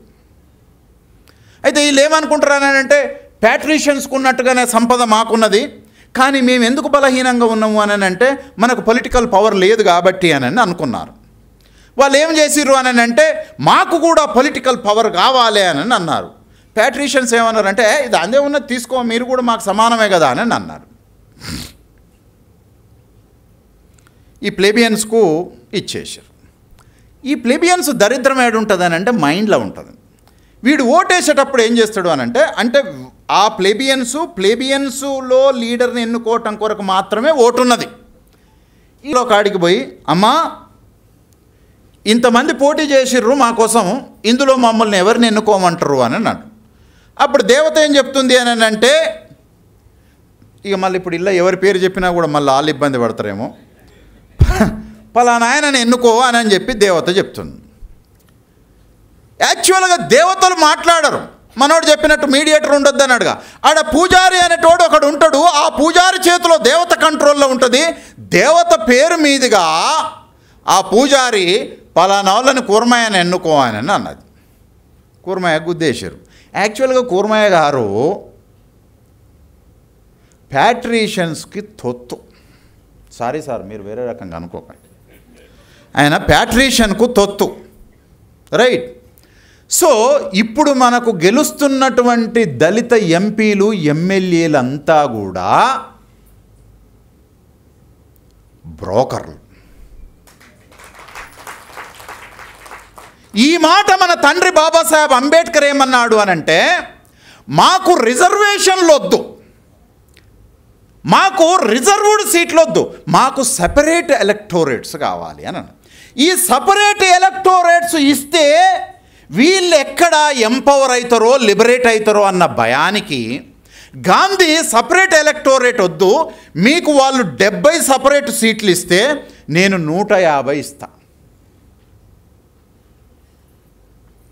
అంటే ఈయన ఏమన్నాడనంటే నువ్వు 150 ఇచ్చినా కూడా సపరేట్ ఎలక్టోరేట్లో ఎన్నికయ్యేటటువంటి ఒక్క దళిత నాయకుడికి ఈ 150 మంది సరితూగర్రా అని అన్నాడు.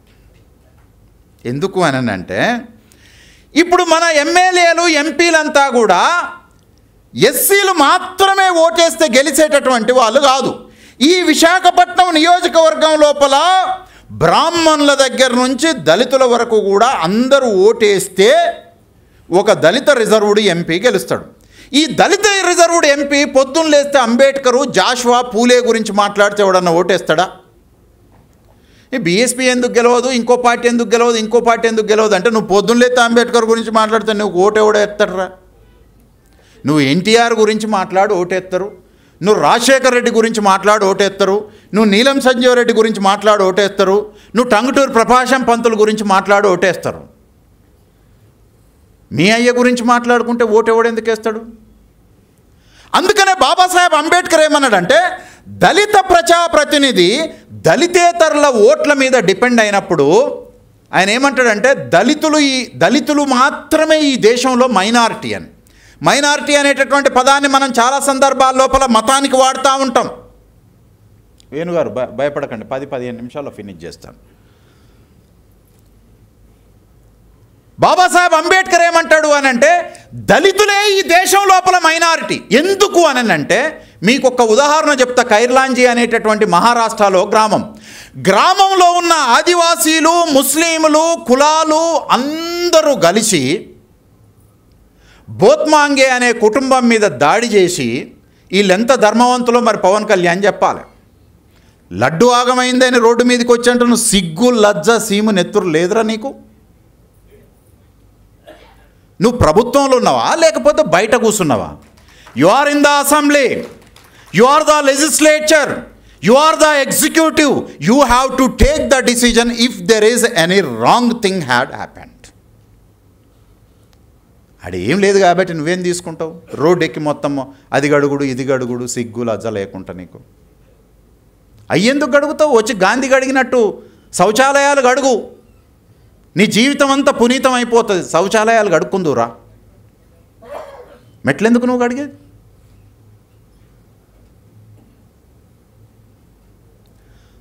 సో బాగా ఫోర్స్ చేసిర్రు, మన తండ్రిని బలవంతం చేసిర్రు. ఈ పక్కనే ఉన్నటువంటి తమిళనాడు రాజాజీ, మదన్ మోహన్ మాలవ్య, ఇంకా అనేక మంది బ్రాహ్మణ నాయకులంతా జమైపోయి మన తండ్రి బాబాసాహెబ్ అంబేద్కర్ దగ్గరికి వచ్చి బెదిరించారు. ఏమని బెదిరించారంటే, ఒకవేళ గాంధీ గారు ఆమరణ నిరాహార దీక్ష చేస్తుర్రు, ఈ సపరేట్ ఎలక్టోరేట్ తీసేసేయమని. ఒకవేళ నువ్వు ఒప్పుకోకుండా అట్లనే మొండిగా ఉంటే, ఆయన నీకంటే చాలా పెద్ద మొండిగాడు, ఆయన చచ్చిపోయిండు అనుకో, ఈ దేశంలోని దళితుల్ని మొత్తం చంపుతారు. ఈ ప్రపంచంలో ఇప్పటి వరకు కొన్ని వేల యుద్ధాలు జరిగితే ఆ వేల యుద్ధాలలో కూడా చనిపోనంత మంది మనుషులు నీ ఒక్క కులంలో చచ్చిపోతారు. చచ్చిపోతారు కాదు, సంపుతామని అర్థం ఇది. అని ఆయన ఏమనుకున్నాడు అంటే, నా బిడ్డల్ని పెంచుకున్నాను కదా, కాబట్టి వాళ్ళని కాపాడుకోవడం కూడా నా ధర్మం కదా. ఒకవేళ గాంధీ చస్తే ఈ దేశంలో ఒక్కడంటే ఒక్కడు అంటరాని వాడు ప్రాణంతో శ్వాసతోటి ఉండడు. ఏం చేయాలి? ఓటకు కంటే పానం ఇంపార్టెంట్ కదా, బిడ్డల ప్రాణాలు ఇంపార్టెంట్ కదా.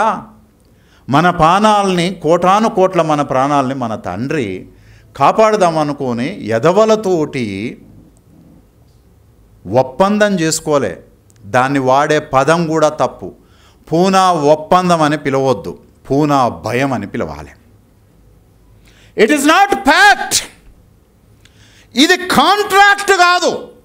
నా తండ్రి ఆ కాగితం మీద భయంతో సంతకం చేసిండు. కాంట్రాక్ట్కు ప్రిన్సిపల్స్ ఉంటాయి, నేను లా స్టూడెంట్స్కి టీచ్ చేస్తాను. The fundamental principal of contract ఏంటిది అని అంటే, ఇరువైపులా ఉండేటటువంటి పార్టీలు భయం చేత కానీ మానసిక దౌర్బల్యం వల్ల కానీ ఎటువంటి ఒత్తిడి లేకుండా ఇష్టపూర్వకంగా ఎదుటి వ్యక్తితోటి ఒక అగ్రిమెంట్ చేసుకుంటే that is called contract. How could we call it Poona pact? ఒప్పందము, కాంట్రాక్ట్ జరిగింది. కాంట్రాక్టే జరగలేదు అక్కడ. నువ్వు నా తండ్రిని భయపెట్టి ఇప్పుడు భూములంతా రాపించుకుంటారు కదా ఈ రాజకీయ నాయకులంతా, వాని భయపెట్టి ఈయన్ని భయపెట్టి భూములంతా రాపించుకుంటారు కదా. ఈ దేశాన్ని గాంధీ రాపించుకున్నాడు మన తండ్రి దగ్గర నుంచి.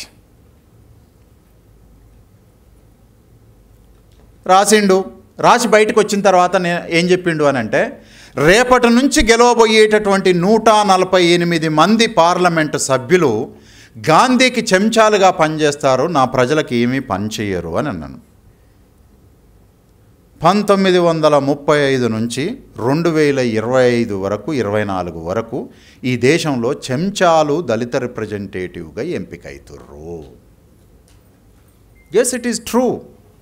మీకు ఇబ్బంది ఉన్నా రెడ్డి గారి కోసమో, రావు గారి కోసమో, శాస్త్రి గారి కోసమో మీకు ఇబ్బంది ఉన్నా, నేను నా అయ్య బాబాసాహెబ్ అంబేద్కర్ జీన్ నుంచి పుట్టుకొని వచ్చిన కాబట్టి నా తండ్రి ఈ దేశం కోసం వెచ్చించినటువంటి లక్ష్యమే నాకు important. Nobody is important for me. అప్పటి నుంచి ఇప్పటి వరకు అంతా కూడా చెంచాలు గెలుచుకుంటూ వస్తున్నారు అని అన్నాను. ఎక్కువ ఓట్లు దళితేతరులు ఉంటాయి కాబట్టి దళితేతరుల ఓట్లను తీసుకోవాలి అని అంటే దళితుల కోసం పనిచేస్తే దళితేతరులు ఓటయ్యరు. కాబట్టి నువ్వు ఏ దళిత ఎమ్మెల్యే ఎంపీ దగ్గరికైనా మాట్లాడు. నీ దళిత ఎమ్మెల్యే వెంకట్రావు గారికి బాగా తెలవాలి.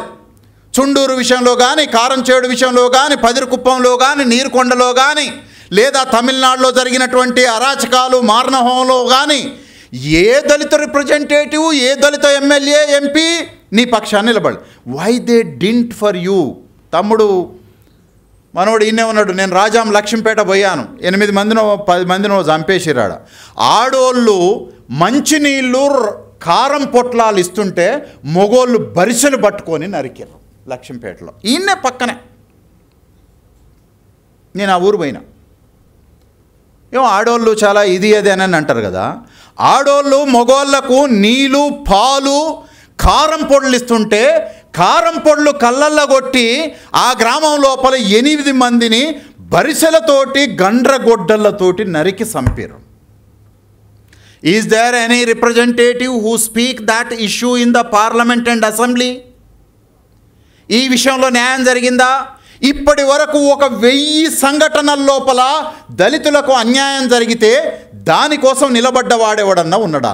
నా తండ్రి స్త్రీలకు స్వేచ్ఛనియ్యలేదు అని చెప్పి, ఓబీసీలకు రిజర్వేషన్ ఇయ్యలేదు అని చెప్పి, నాకు ఈ పదవి ఒక పనికి మానేల బిస్కెట్ తోటి సమానం అని దాన్ని అవతల ఇసిరేసి వచ్చి నిలబడ్డాడు.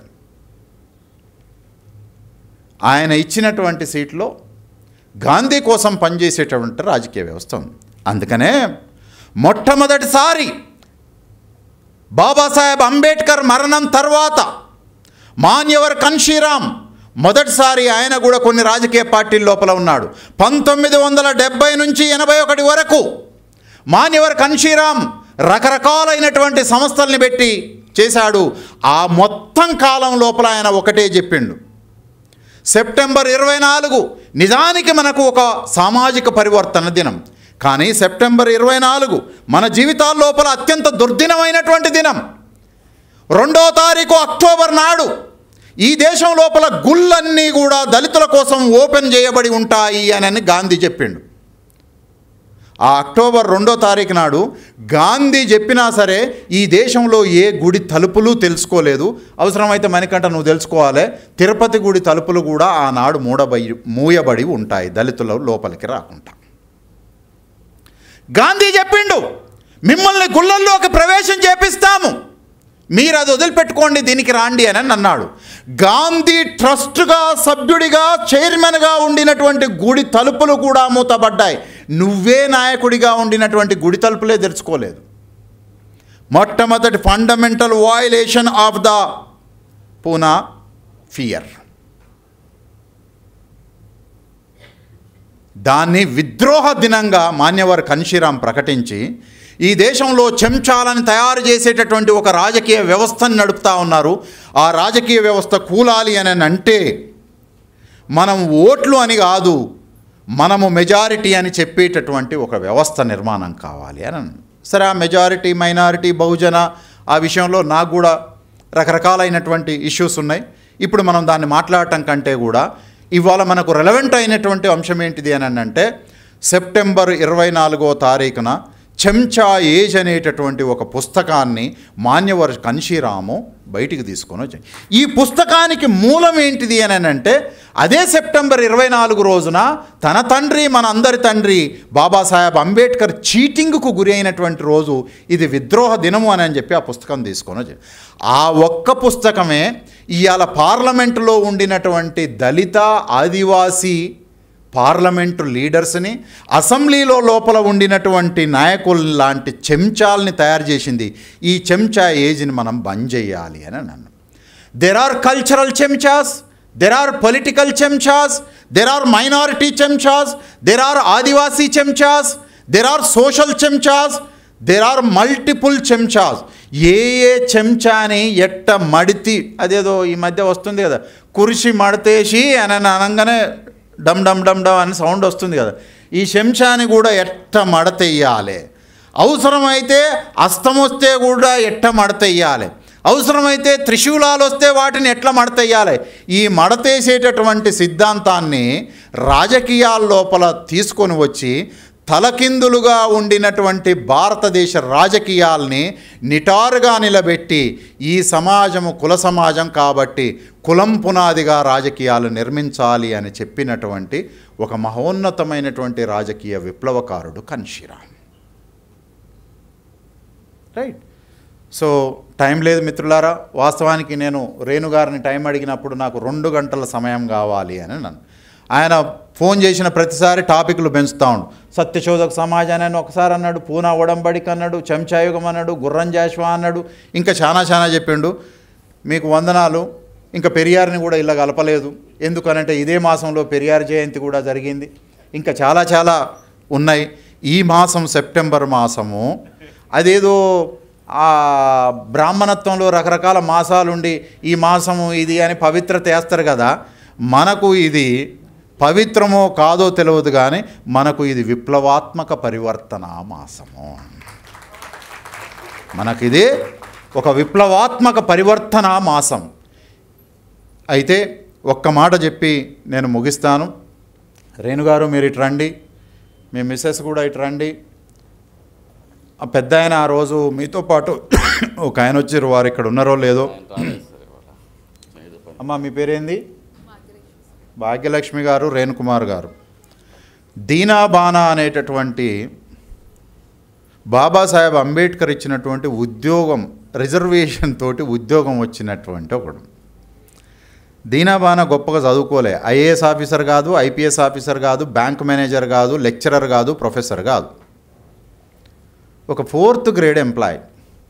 బాబాసాహెబ్ అంబేద్కర్ రాజ్యాంగం రాసి ఉద్యోగ విద్యా రిజర్వేషన్ అనేది పెట్టడం వల్ల నాకు జాబ్ వచ్చింది. కాబట్టి ఆయన పుట్టినరోజున నాకు ఈ దేశంలో ఏ పండగ లేదు, బాబాసాహెబ్ అంబేద్కర్ పుట్టిన దినమే నాకు పండగ అని అనుకున్నాడు. నేను కూడా 20 ఏళ్ల నుంచి ఏ పండగ లేదు, ఏమి లేదు. నా తండ్రి బాబాసాహెబ్ అంబేద్కర్ పుట్టినరోజు నాకు క్రిస్మస్, రంజాను, దీపావళి, దసరా, ప్రపంచంలో ఉన్న అన్ని మతాల పండగలన్నీ కలిపితే దానికి డబల్ సంతోషం నా తండ్రి పుట్టినరోజు నాకు ఉంటుంది.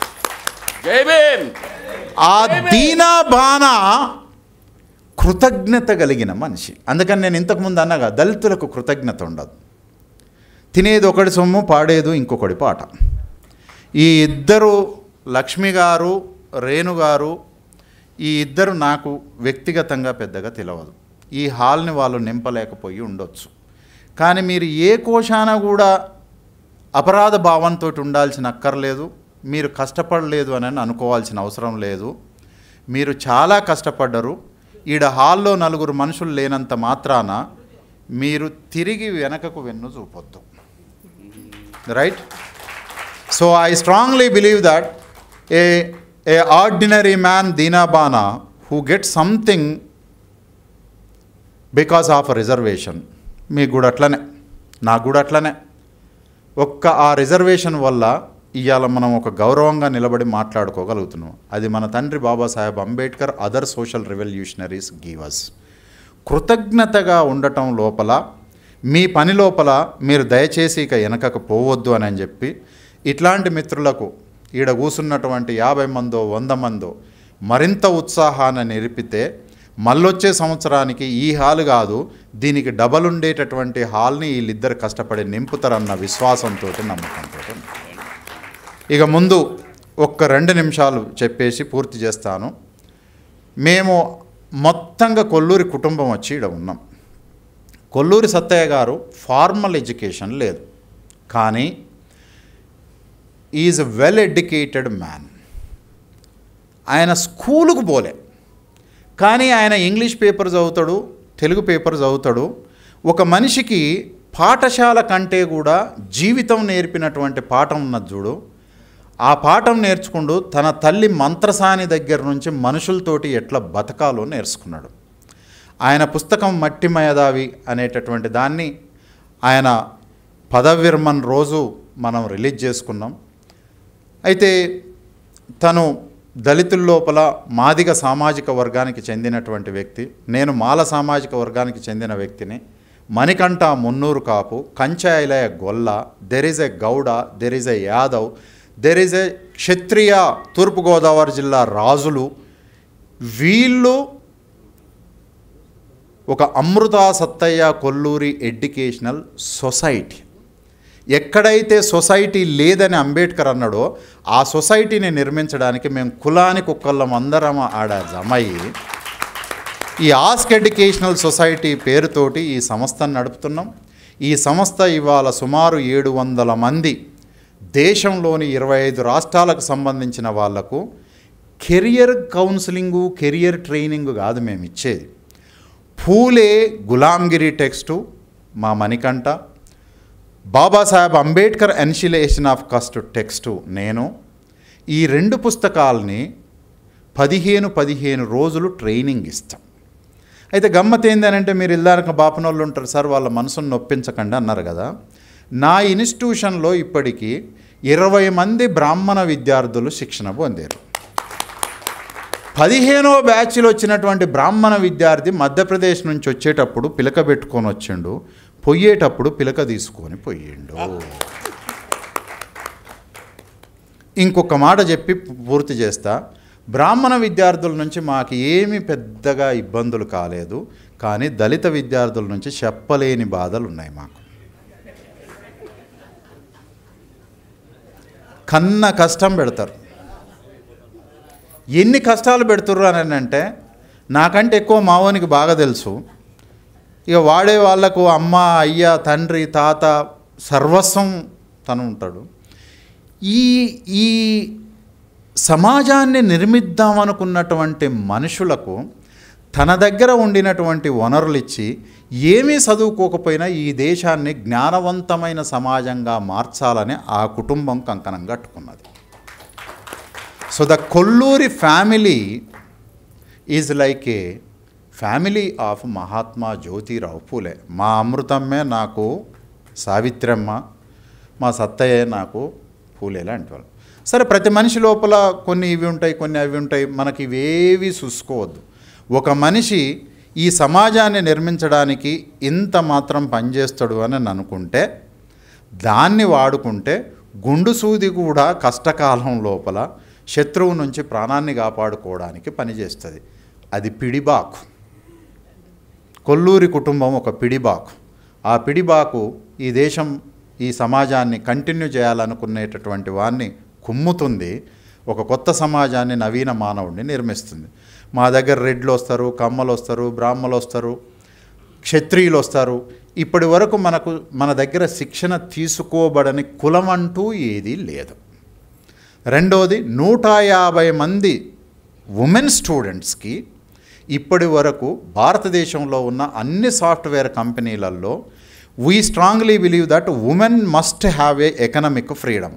150 మంది విద్యార్థులు 3 లక్షల ఏడాది జీతం నుంచి 12 లక్షల ఏడాది జీతం వరకు పొందిన వాళ్ళు ఈ ఇన్స్టిట్యూషన్ లోపల ట్రైన్ అయ్యారు. సరే, ఇక నేను ఇంతకంటే ఎక్కువ మాట్లాడను. 10 నిమిషాలు మాత్రమే ఉంది. ఈ 10-15 నిమిషాల లోపల మనం వారిని సత్కరించుకోవాలి. వారిని ఒక 5-10 నిమిషాలు మాట్లాడేటటువంటి అవకాశం ఇవ్వాలి. నా వల్ల ప్రోగ్రాము కొంత టైము అటు ఇటు అయినందుకు నన్ను క్షమించమని చెప్పి కోరుకుంటూ ధన్యవాదాలు. Thank you. స్పీడప్ చేయండి. Thank you very much sir. నేను ఒకళ్ళకి నా హృదయపూర్వక సారీ చెప్పాల్సి వస్తుంది. ఎందుకంటే శ్రీమతి గూడూరు సీతామహాలక్ష్మి గారు ఆవిడ ప్రయాణాన్ని రద్దు చేసుకొని 8 గంటలు ట్రైన్కి వెళ్ళాల్సింది. ఆవిడ యాక్చువల్గా 6 గంటలకు స్టార్ట్ అయితే 2 అవర్స్ ఇదవుతుంది అనుకున్నాను, కానీ ఆవిడ